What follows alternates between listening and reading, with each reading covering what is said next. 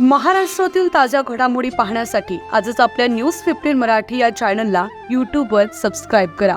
तसेच इंस्टाग्राम आणि ट्विटरवर फॉलो करायला विसरू नका. न्यूज 15 मराठी, आवाज जनसामान्यांचा. मुख्यमंत्री देवेंद्र फडणवीसांचा लातूर जिल्ह्यातील औसा तालुक्यातील उजनी येथे पूरग्रस्त भागातील पाहणी दौरा. मराठवाड्यातील जालना, बीड, धाराशिव, लातूर, नांदेड, हिंगोली या जिल्ह्यांमध्ये ढगफुटी सदृश्य पावसानं नद्यांना पूर आल्यामुळे अनेक गावांमध्ये पूरजन्य परिस्थिती निर्माण होऊन घरामध्ये पाणी घुसल्यानं अन्नधान्य, घरातील वस्तू, संसार उपयोगी साहित्यांसोबतच पिकांचं सुद्धा मोठं नुकसान झालंय. म्हणून शासन म्हणून मी सर्वांना आश्वस्त करतो की सर्व निकष बाजूला ठेवून आम्ही सर्व शेतकऱ्यांना सरसकट एवढी वाढीव मदत करता येईल तेवढी मदत करणार आहोत. मुख्यमंत्री देवेंद्र फडणवीस उजनी येथे झालेल्या नुकसानीचा पाहणी केल्यानंतर जनतेसोबत संवाद साधत असताना नुकसान झालेल्या पीडित शेतकऱ्यांना आपण नुसत्या घोषणाच करता मदत मात्र मिळत नाही असा प्रश्न विचारल्यानंतर ए बाबा तू इथे राजकारण करू नको, इथे राजकारण नाही करायचं असं वक्तव्य करत आम्ही सर्व शेतकऱ्यांना सरसकट मदत करू असं आश्वासन त्यांनी दिलंय. उपस्थित असलेले आपले पालकमंत्री शिवेंद्र बाबा, आमदार ओमराजे,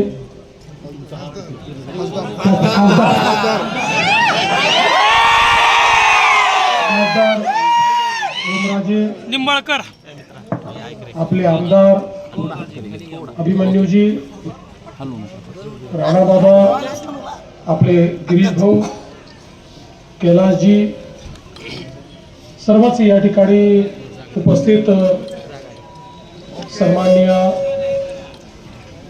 पदाधिकारी, अधिकारी, लोकप्रतिनिधी आणि उपस्थित सर्व शेतकरी, गावकरी भगिनी आणि बंधूंनो, अतिशय मोठी अतिवृष्टी आपल्या महाराष्ट्रामध्ये आणि विशेषतः मराठवाड्याच्या भागामध्ये झाली. लातूर जिल्हा असेल, धाराशिव जिल्हा असेल, बीड जिल्हा असेल, या ठिकाणी अक्षरशः ढगफुटी सदृश पाऊस झाला आणि त्यामुळे विशेषतः आपल्या नद्यांना पूर आला. त्याचं पाणी आसपासच्या शेतीमध्ये शिरलं, पिकांचं नुकसान झालं, जमीन खरडून गेली, गावामध्ये पाणी शिरलं, लोकांचं घरातलं धान्य, त्या ठिकाणी घरातल्या वस्तू याचं नुकसान झालं, बऱ्याच ठिकाणी व्यापाऱ्यांचं देखील नुकसान झालं. आणि म्हणूनच आज या ठिकाणी मी आलो आहे. खरं म्हणजे यापूर्वी याच गावामध्ये मी 7 वर्षापूर्वी जलयुक्त शिवारचं काम बघण्याकरता आलो होतो आणि त्यावेळेस अतिशय चांगलं काम जलयुक्त शिवारचं आपण केलं होतं. त्यावेळी खरं म्हणजे आपल्याला पाणी मिळावं म्हणून आपण काम केलं होतं, पण आता पाणी इतकं अधिक झालं आहे की यावेळी त्याच्यामुळे मोठं नुकसान आपलं झालं आहे. आणि म्हणून शासन म्हणून मी आपल्याला या निमित्ताने आश्वस्त करतो की सगळे निकष बाजूला ठेवून आम्ही सर्व शेतकऱ्यांना सरसकट मदत करणार आहोत आणि जेवढी वाढीव मदत आम्हाला करता येईल ती करण्याचाही आमचा प्रयत्न असेल. आणि एवढंच नाही तर ज्यावेळेस आपण टंचाई घोषित करतो, टंचाई घोषित करत असतो साहेब, ओला दुष्काळाने कर्जमाफी करा, ओला दुष्काळाने कर्जमाफी करा. टंचाई म्हणजेच दुष्काळ, ओला दुष्काळ करा, डिक्लेअर करा साहेब, ओला दुष्काळ करा.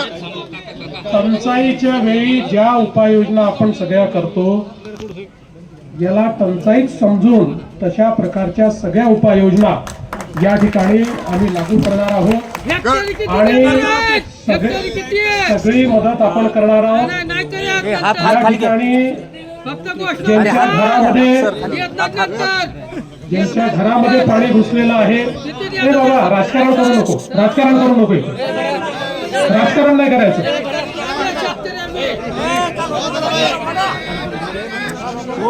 या ठिकाणी ज्यांच्या घरामध्ये पाणी घुसलेलं आहे त्यांनाही मदत करणार आहोत. ज्यांच्या दुकानाचं नुकसान झालंय त्यांनाही आपण पूर्णपणे मदत करणार आहोत. आणि केवळ या ठिकाणी आपली घोषणा नाही तर कालच पहिला हप्ता 2300 कोटी रुपयाचा आपण रिलीज देखील केलेला आहे.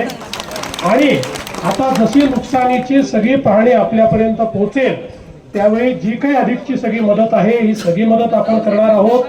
कुठल्याही परिस्थितीमध्ये शेतकऱ्यांना या ठिकाणी वाऱ्यावर सोडायचं नाही असा आपल्या सरकारचा निर्णय. यासोबत इन्फ्रास्ट्रक्चरचं देखील मोठ्या प्रमाणात नुकसान झालेलं आहे.